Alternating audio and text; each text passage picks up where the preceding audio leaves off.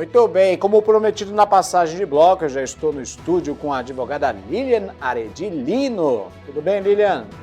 Como vai? Seja bem-vinda ao Jornal Litoral e de forma remota também com o advogado e jornalista Dorival Vieira. Boa tarde, Dorival. Boa tarde, Thiago. Boa tarde, doutora Lilian. Maravilha, os dois estão comigo aqui porque vão discutir a utilização de câmeras corporais em PMs de São Paulo. O governador Tarcísio de Freitas lançou um edital para a aquisição de câmeras com alterações na forma de gravação. O governo vai comprar 12 mil novos aparelhos para serem equipados nos uniformes dos agentes. Mas, diferente das já existentes e em funcionamento, essas novas deixam sob responsabilidade dos policiais na rua a ligação ou não do equipamento. Aliás, conversando aqui nos bastidores com a Lilian, ela falou que no Copom também existe a possibilidade de forma remota dessas câmeras serem acionadas. É isso, Lilian? Sim, pelo que eu li, é o que consta. Que além dos policiais militares, o sistema de administração ela tem essa prerrogativa de iniciar a gravação. Então, já que a Lilian começou a falar, ladies first, ok, Dorival? Então, vou lançar já a primeira pergunta para ela. Como é que vocês veem, os dois, mas lançando para você aqui, Lilian, como você vê, então, o impacto dessas novas câmeras na atuação diária dos policiais? E você acredita que essas mudanças podem afetar na moral e na conduta dos agentes lá na rua? Muito pelo contrário, eu entendo que é uma dupla garantia, tanto para o cidadão como para o policial militar que está em campo numa operação letal ou não. Perfeito. Como é que você vê essa questão, Dorival? Boa tarde, Thiago. Boa tarde, doutora Lilian. Eu considero que esta orientação do governo Tarcísio de Freitas de deixar ao policial, deixar ao arbítrio do policial a decisão de gravar ou não, ela, de fato, pretende ou tenta burlar uma orientação do Ministério da Justiça que recomenda que a gravação seja ininterrupta. Ora, se adota câmeras corporais exatamente porque se sabe, né, que nem sempre, né, o policial adota o protocolo padrão, né? Por isso a câmera corporal, que tem inclusive, há estudos nesse sentido, reduzido a letalidade policial. A câmera corporal é um instrumento, né, que melhora a segurança pública, não apenas para a população, mas também para o policial. É uma forma de proteção do policial. Ora, se deixamos que o próprio policial decida o que deve ou não ser gravado, obviamente que isto contraria, né, o objetivo da câmera, da instalação da câmera, contraria a orientação do Ministério da Justiça, através de portaria baixada a semana passada, e mais ainda, Thiago e doutora Lilian, contraria a orientação da maioria dos estados brasileiros, né, dos 12 estados no Brasil que já adotaram câmeras corporais, né, a grande maioria adotou o procedimento da gravação ininterrupta. Então, eu entendo, Thiago e doutora Lilian, que esta decisão de deixar ao policial a decisão de gravar ou não a ocorrência acaba por neutralizar, acaba por inviabilizar o objetivo da instalação das câmeras, que é garantir o protocolo e melhorar a segurança, não apenas para a população, mas também para o policial, né, para o agente de segurança. Como é que você vê essa questão, Lilian? Você concorda com o que o doutor Dorival falou? Sim, eu concordo com o doutor, porém, o policial que está em campo, ele tem justamente a garantia de ter filmada a sua ação policial. E se ele descumprir qualquer regra, qualquer norma que viole ali a sua orientação funcional, provavelmente ele vai responder um processo administrativo e até mesmo um processo criminal. Então, a câmera para ele é sempre uma prova da verdade real, é sempre uma prova do que está acontecendo ali durante a sua atuação funcional. Então, cabe ao policial. Se ele faltar com o dever de transparência, provavelmente ele responderá por isso. Ok. Uma das justificativas do governo para colocar esse novo aparelho, essa nova câmera em andamento, em relação a custos, né? Para reduzir os custos de armazenamento de dados e também de bateria, né? Já que nem todo o conteúdo é gravado e aproveitado nessas câmeras que estão sendo usadas agora, né? Vocês podem detalhar, se vocês têm essa informação, né? Se existe realmente essa informação, se existe essa diminuição no uso da bateria, né? E quais são os benefícios esperados com essas novas câmeras? Eu vou começar pela doutora Lília. Sim, o que eu li é que as antigas câmeras elas tinham um custo de R$1.000 e as novas elas têm um custo de R$500. Então, teve aí um impacto significativo em relação até à questão da economia. Foi o que eu li de diferente e que também as novas câmeras elas trazem uma melhor qualidade de áudio, uma melhor qualidade de vídeo e que também, quando o policial ele aciona, parece que tem alguns segundos anteriores que começam a fazer a gravação. E nós devemos sempre lembrar que o setor administrativo, ele também pode fazer esse acompanhamento remoto. De forma remota. Sim. Dorival, você tem essa informação, Dorival?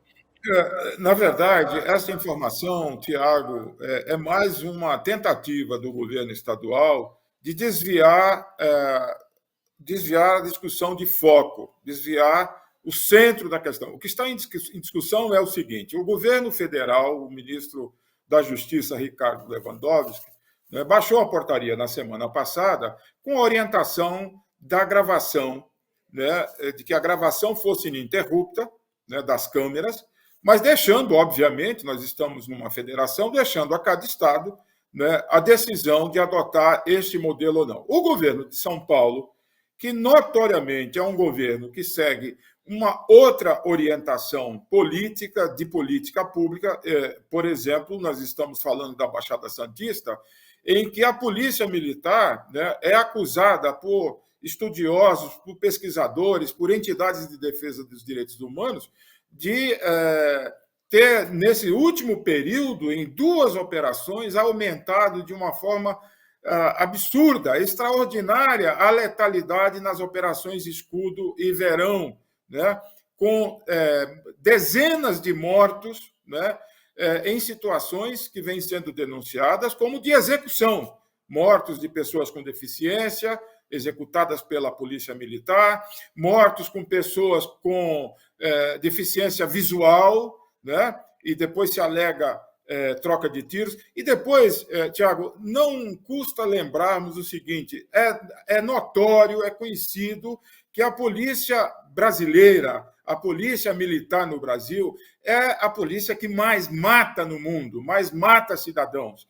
Agora, qual a razão para que o governo de São Paulo, contrariando a orientação do Ministério da Justiça, repito, é uma orientação, mas que deixa a decisão final, obviamente, ao Estado. Mas por que razão se impede que se prossiga neste protocolo recomendado pelo Ministério da Justiça e se atribui ao policial a gravação ou não? Obviamente que isto é uma forma de burlar, inclusive, a orientação que está sendo dada. Não se trata, eu discordo absolutamente que isso tenha a ver, Tiago, com questão relacionada a custos, doutora Lília. Até porque o Ministério da Justiça, na sua portaria baixada semana passada, se comprometeu, inclusive, a fornecer recursos para os estados que seguirem a orientação da gravação ininterrupta.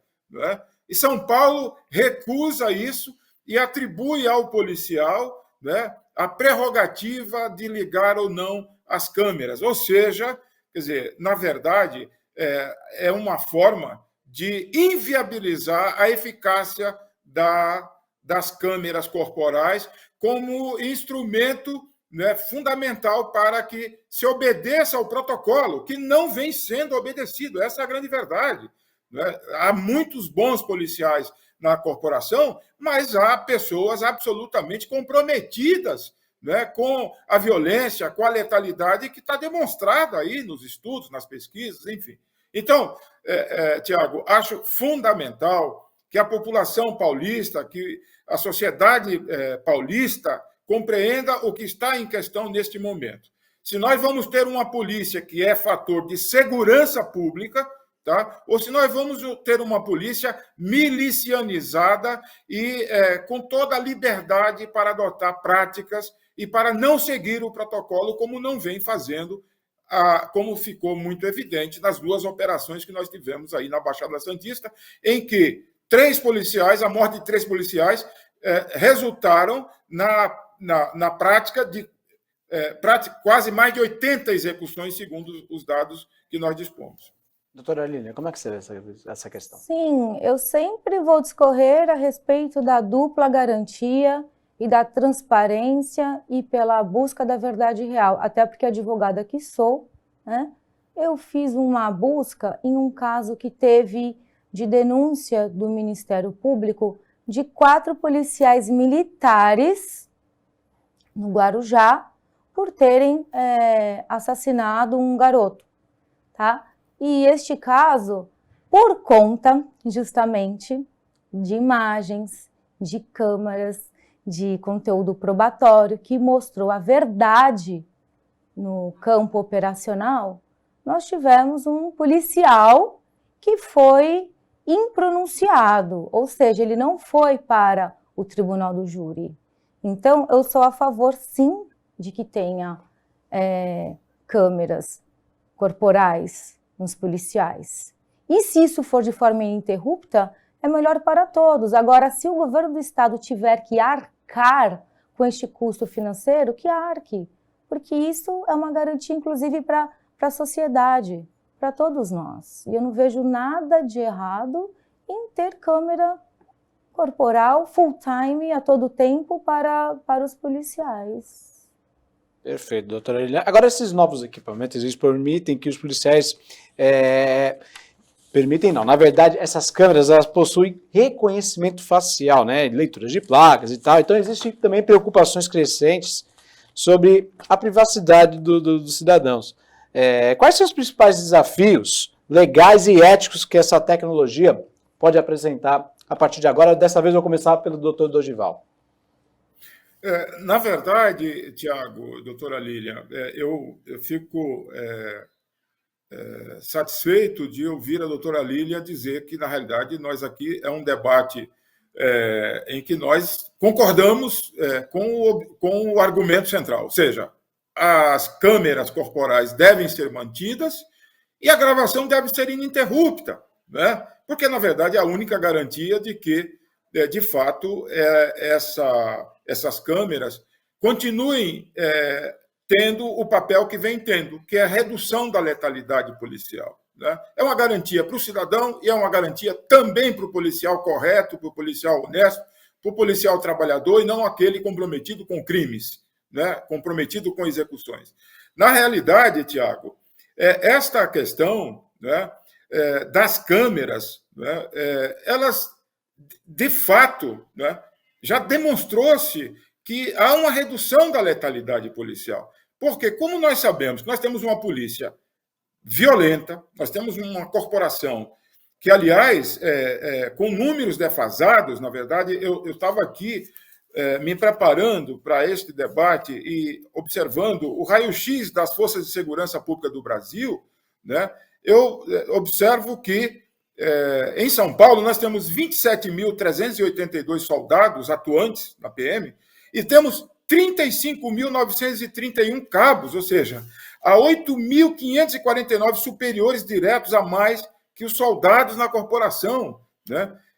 Esses dados são entre 2013 e 2023, o contingente das polícias caiu de 89.869 para 80.037, uma queda de 8,9%. Ou seja, se nós estamos aqui buscando, e é o que pretendemos, e é o que queremos, seguramente a doutora Lília haverá de concordar com isso, se nós queremos melhorar a segurança pública, nós precisamos entender, basicamente, né, que nós temos que ter uma polícia que atue com toda a transparência.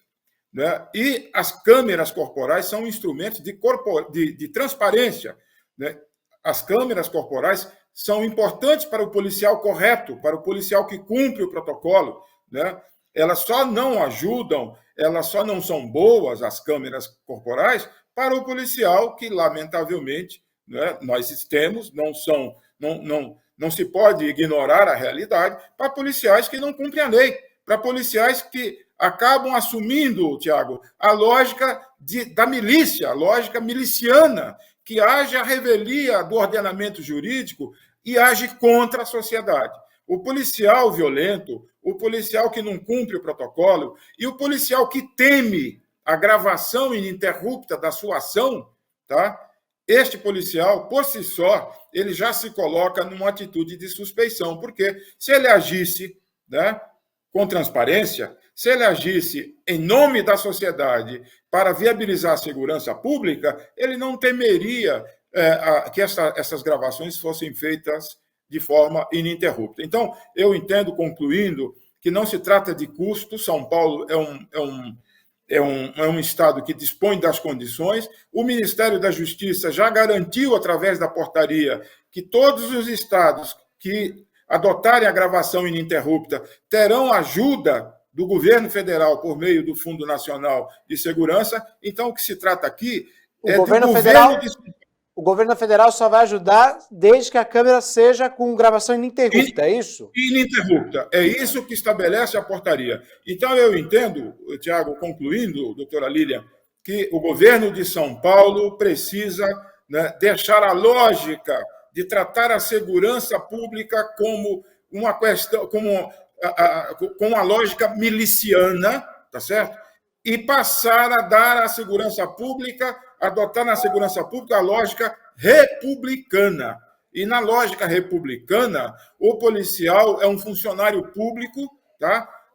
Que tem que agir com transparência e fazer a defesa da sociedade, garantindo a segurança pública para todos, né? Inclusive para si próprio. Porque esta polícia marcada pela letalidade, marcada pela violência, marcada pela violação dos direitos humanos, esta polícia não atende nem a sociedade e não atende muito menos a corporação, pelo menos os policiais corretos, os policiais que têm esta visão, né, republicana e não miliciana.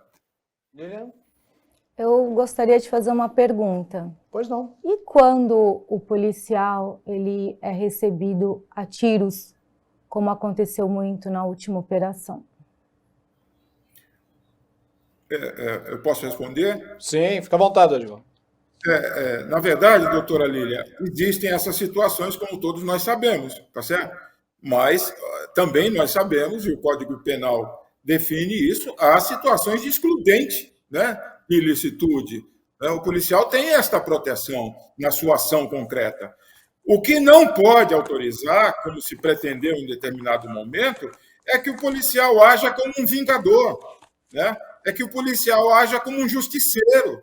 Nas duas operações que ocorreram na Baixada Santista, o que nós vimos foi a corporação sendo utilizada na lógica miliciana e não republicana, agindo como justiceira, né? Ora, o policial não pode entrar nas favelas, em áreas de periferia, né, como se fosse uma tropa de ocupação em território inimigo. E, lamentavelmente, é isso que nós temos visto. Daí a importância das câmeras corporais. Porque o policial correto, né, ele não vai temer a gravação ininterrupta. Tá certo? As câmeras serão, inclusive, uma garantia para ele, policial correto. Quem não quer isso, doutora Lília, é o policial que flerta com o crime, que flerta com a violência, que flerta com a violação dos direitos humanos e que flerta com esta postura de vingador, de justiceiro, né? Que não é papel da polícia. Sim, a questão é essa. Eu sempre vou pautar o meu discurso na dupla garantia, tanto para o policial e como para o cidadão. Perfeito. Lilian, quero agradecer demais a sua participação aqui no Jornal Litoral, mais uma vez. Doutor Dorival Vieira, parceiro, jornalista, grande abraço para você, obrigado mais uma vez por sua participação aqui no debate do Jornal Litoral. Amanhã tem mais JL a partir de 15 para 1 da tarde. Um grande abraço para vocês e até amanhã.